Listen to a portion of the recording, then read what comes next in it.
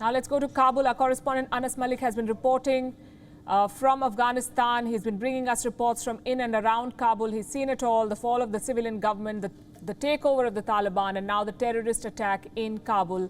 Anas, 24 hours ago, you were reporting from the exact location where the attack took place. What's the situation like now? Has anything changed in Kabul? Well, certainly the situation is pretty grim. Kabul is mourning. It wore a deserted look today. I went around the city. I tried accessing the location where the bomb blast took place, where we were reporting from just last night, and the location was out of bounds. There were people there again where we were reporting from yesterday in the afternoon, where the blast took place.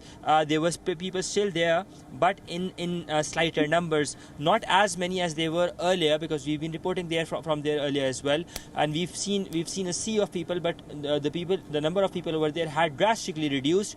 But the blast did not deter them from staying back at their homes, because they're so desperate to go abroad or to flee the country and to flee the wrath of the Taliban. This is what I have witnessed. At least 3 checkpoints that the Taliban had put up.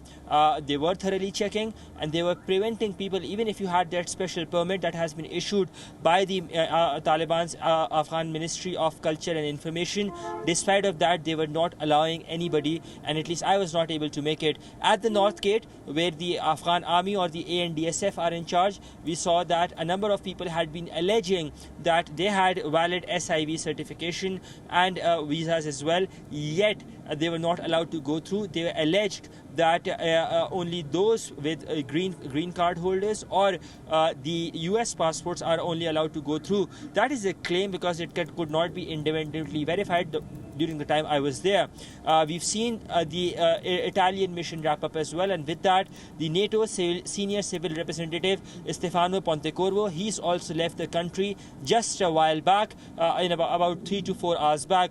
On the other hand, when I talk to you about the investigations, the Taliban now say that their head of intelligence unit in Kabul, whose name is Maulvi Naeem Rehbari, he is in charge of the investigation, and they claim of making headway in this. That will soon be revealed to media. What sources say that they claim to have arrested 3 people linked with this heinous act.